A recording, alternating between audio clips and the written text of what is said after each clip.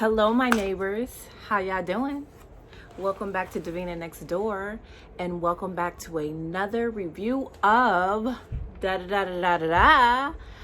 Love and Marriage Huntsville. Let's just get right into it because I have literally I have notes. So we need to get into the craziness. So this episode, it wasn't a lot going on, but to me it was a lot going on. It opens up with Kimmy sitting down with Maurice and Tisha sitting down with Marceau talking about the picnic last week. Kimmy is more straight to the point. She's direct. She's going to tell you how she feels. She's going to tell you what it is, what it isn't, and move on. Tisha is more, to me, of wanting to blame everybody else, wanting everyone to cater to her and nurture her instead of, thinking, I think I said this last week, in order to have a friend, you have to be a friend.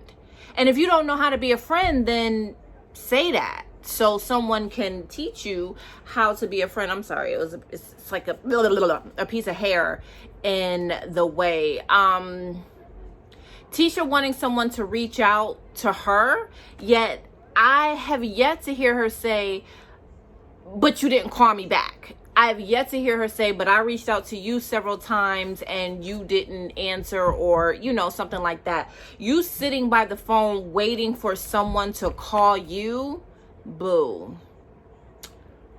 It's not going to happen. In 2021, it's not going to happen. Kimmy is married. She has her son. She has Monster. She has Maurice. She has her businesses. She has things going on. Do you think that she's really sitting by the phone saying, oh, let me call Tisha. Oh, let me call Tisha. Oh, let me call Tisha and see how Tisha's doing. That's not how it works in the real world. I am a firm believer in, if you're thinking about somebody, call them. It's that simple. I had someone tell me, someone I was dating, their mother told me that she shouldn't have to call me to check on me unless my boyfriend at the time had told her I wasn't feeling well or something like that. She felt that the younger generation should call the elders. That's not how it works. My mama is an elder. My aunt is an elder.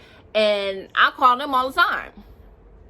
They call me all the time. I'm not going to say it's 50-50 because there's no such thing when you're making phone calls.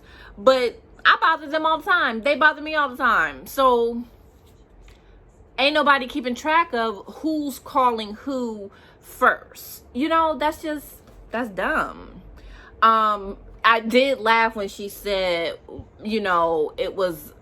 it wasn't as much drama with her mom, Miss Wanda, not being there. And I think everybody would agree with that.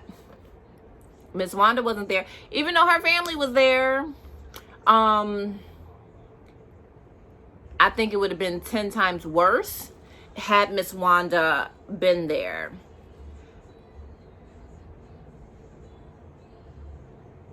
Did you notice, and I'm going to get into this a little bit later, did you notice how Tisha was bringing up, when she was talking to Marceau, she was saying that Kimmy made a point that when Tisha was bringing up people saying she was a homewrecker, meaning Kimmy, and it was on the internet and things of that, she wanted to skate over that. She didn't want to talk about that. Why? Because that would say she was wrong. And she don't want to be wrong. She wants to be right in every situation. And again, in my opinion, I think Tisha wants to be right so bad in this type of relationship because in her marriage with Marceau has the last word. So he's always right and she's conforming to him. and his wishes and his ways and what he wants. So she needs to find a way to have that power over someone.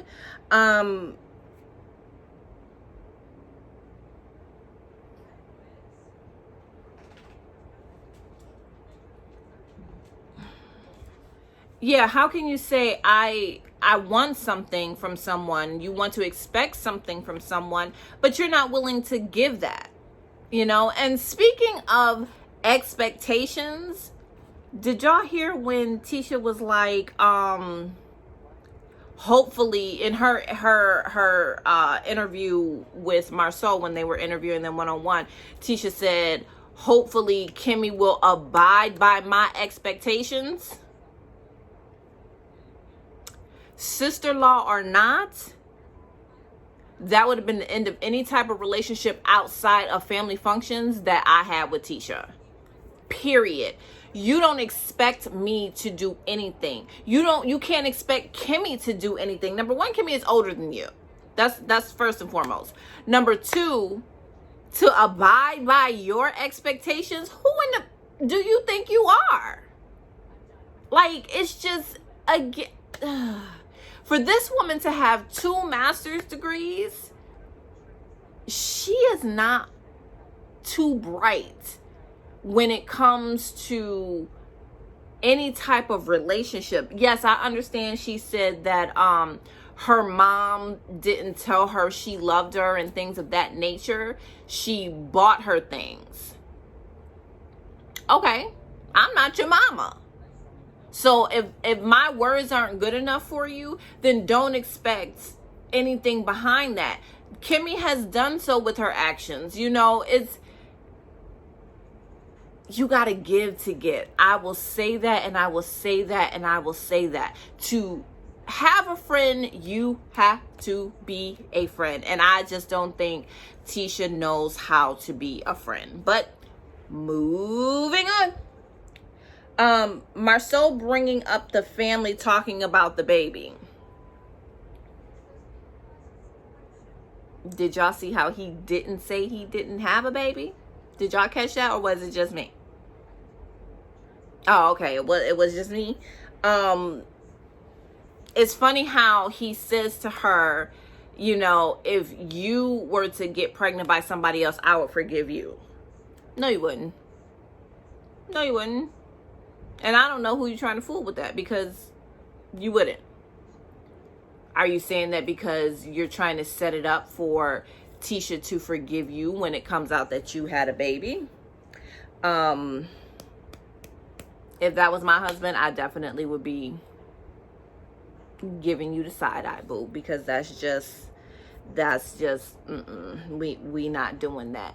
And when Marceau brought it up to Tisha, and Tisha's like, oh, that's just something they heard on the internet, and you know, you can't believe everything you hear on the internet.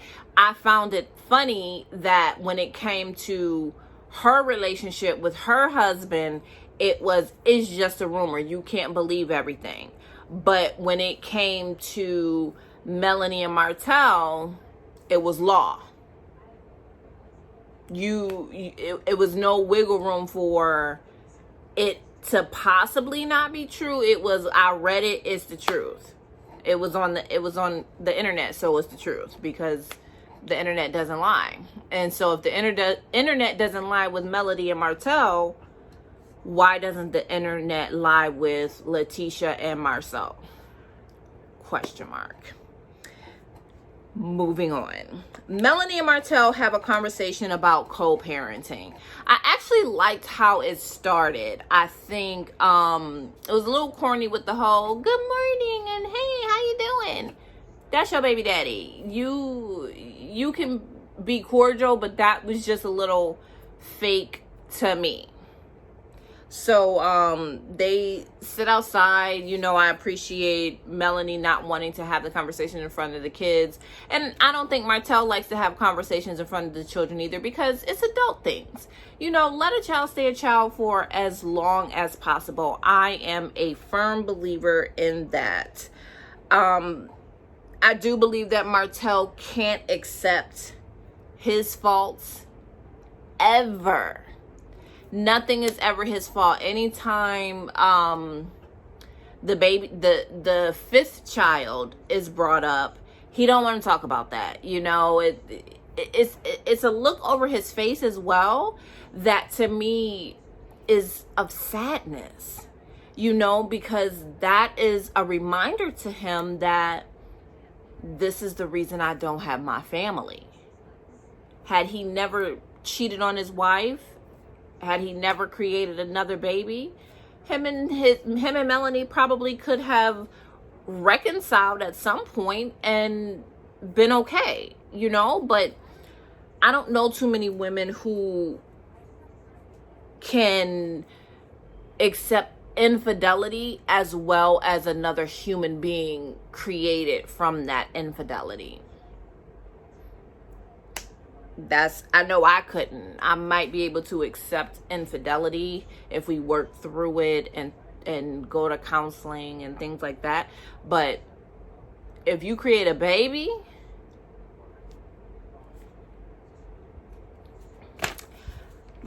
to Martell, you can't be disrespectful and then tell them how to react. You can't say and do whatever you want to, and when I react to it, you want to hold the reins on that. That's not how life works. If Melanie gets upset when she thinks about this other baby, I don't know what to tell you. That's something that she's going to have to get over in her own time. And we'll touch on that a little bit in a minute when we talk about them going to co-parenting classes. Him calling Martell calling Funky Dineva during the interview with Melody, I can only laugh at that, because who does that? Who does that? Him agreeing to a moderator to help with co-parenting, that was huge. That was huge. Because again, Martell is not the type to want somebody in his business. I find it funny how it was certain therapists or psychologists, whoever they went to go see, that he didn't like. And I think he was saying they didn't get where he was coming from and things of that nature. I think he did not like them because they weren't agreeing with him. Yeah. It was a quick scene. I don't know how they did this, but it was a quick scene with Miss Vanessa, Melody's mother, Mel's mom, and I don't know if that needed to be on camera. You know, it was a bit awkward. It seemed staged. It seemed like he showed up, Miss Vanessa was there, the camera crew wasn't there, so when they got there, they were saying, okay, let's reenact this, and, you know, y'all act like this, or say this, or whatever the case may be. It just seemed insincere. It just didn't seem natural to me. I think Miss Vanessa needs to let her daughter handle the divorce and the co-parenting and things of that nature, because you're her mom and you want to protect her. I get it. My mama would do the same thing, but you got to back up a little bit. You know, Mel is not a little girl. She has little girls. So maybe have a conversation with Mel and let Mel handle it, as opposed to, even though Martell was a man-child with the kids, come on, your grandmother is being disrespectful, just gave me the hand and I don't want to get disrespectful, whatever he said. Okay. Kimmy, they skip over to Kimmy, Maurice, and Monster, Maurice's son, in the house, and Monster telling them that he decided what high school he wanted to go to, which is great. The family dynamics of this show that they show, you know, the kids and the parenting and things like that, I think that's amazing, even though they don't have the 47 acres anymore to really talk about. I just think that's amazing. Them calling Monster's mom and not saying hi, Kiowa, I believe that's her name, and I apologize if I am pronouncing it wrong. Hi, Kiowa. She says hi to her son and Maurice. I think at that point in time, Maurice should have said, hey, Kimmy is here, and let Kimmy speak, instead of, you know, instead of Kimmy having to interrupt and be like, hi, Kiowa, how you doing? We're all here.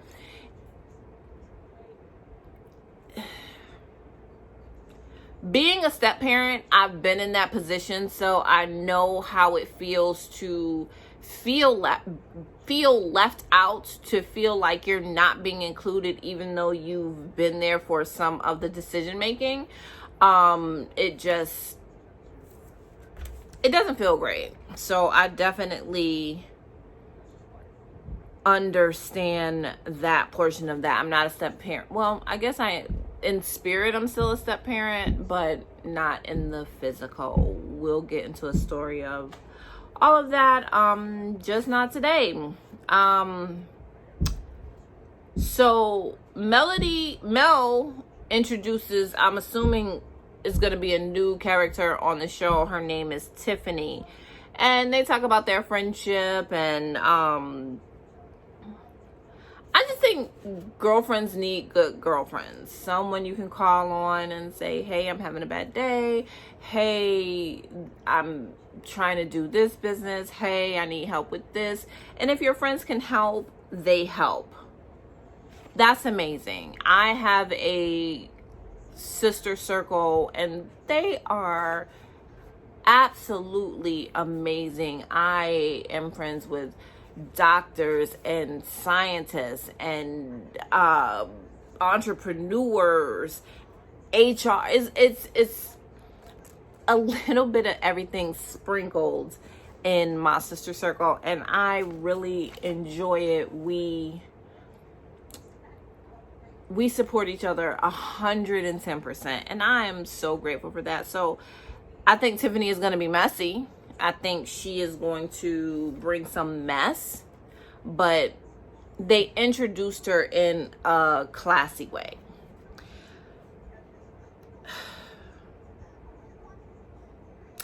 This conversation, Martell goes over to his friend Chris's house. All I can do is shake my head. That is honestly all I can do. You know, it's like, so let me get this straight.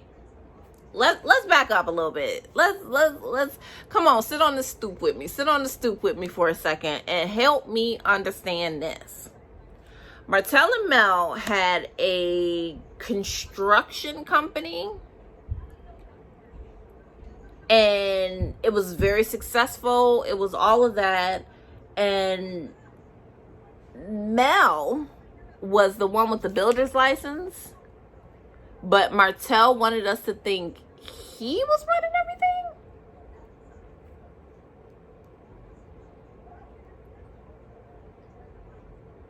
Do it make sense to y'all? Because it don't make sense to me. You couldn't pass the builder's license test? Is that what it's called? And you get upset because Chris went to Mel to ask her if she wanted to build houses, when legally she can and legally you cannot. You want to sit up here and say, but you know people who have their license and yada yada yada, and it's Chris knows what he's trying to build and rebuild and things like that. Okay, why would you not want to give it to Mel? the mother of your kids to help keep putting food in your kids' mouth and keep a roof over their head and put clothes on their back. Am I missing something?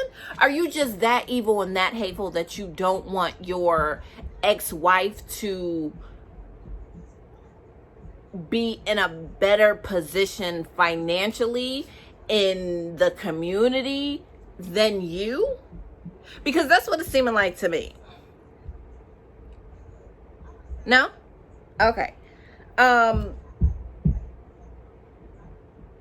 I'm seeing now, this is why Martell, I mean, I don't know the background, but it's seeming as if this is why Martell didn't fight Mel for the company, and she was able to change it from Holt and Holt to Melody Holt Incorporated. That's what it's seeming like to me, but I could be wrong. The 47 acres finally closed. Thank goodness. Because my goodness, that was a lot. Martell, this whole getting your panties in a bunch because people want to work with Mel, that just smells like hate to me. It really does. You coming for your friend, meaning Chris, not Mel. You coming for your friend when you didn't have to. And how do you write a book on being in construction or a builder or whatever when you didn't pass the test? How are you giving advice on this stuff if you didn't do it yourself? I don't know. Martell feeling betrayed behind all of this. Okay, fade to black. If the shoe was on the other foot, would he turn down stuff from Mel? Highly, highly, highly unlikely. But you want her to do that for you. Okay, boo. Martell and Melody meet up at the co-parenting class session. I don't know what to call it. Martell needs to get over herself. You know, the whole how you doing, pulling out Mel's chair and all that other stuff. It's a little fake to me.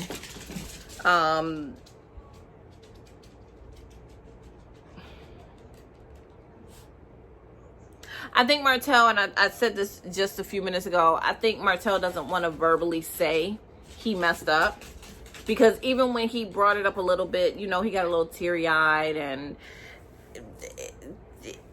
it's a reminder. It's a constant reminder that he messed up. And I feel like he is going to hold resentment to the new baby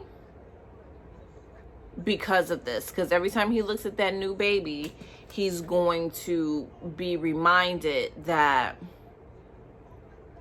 had it not been for this child, he would still have his family. He refused to break. I get it. You know, I don't like to break down and cry in front of people either, but again, that resentment he's gonna have for that baby. When Mel tried to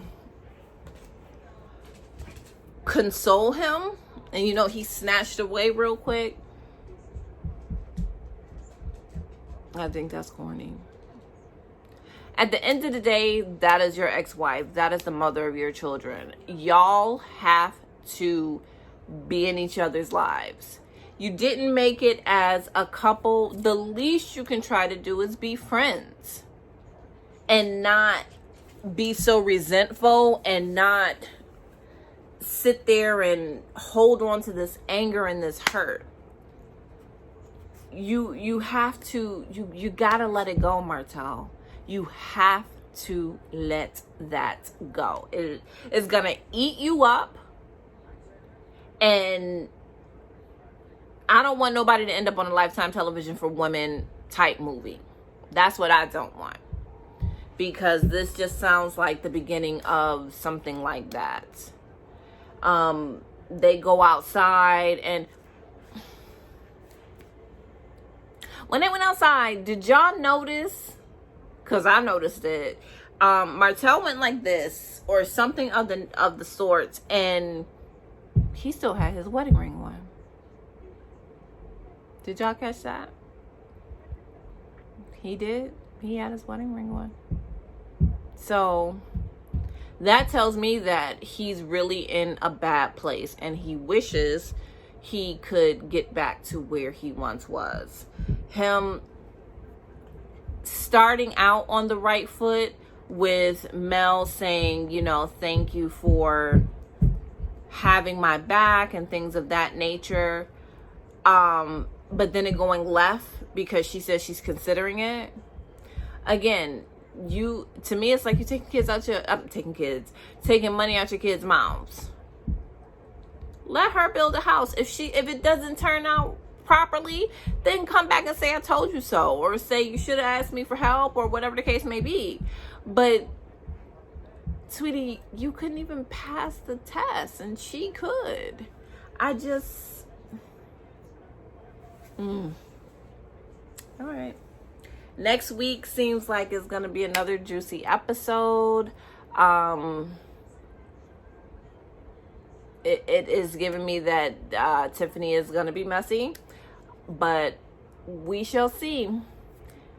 Neighbors, I thank you so much for watching. I thank you for the love and the support.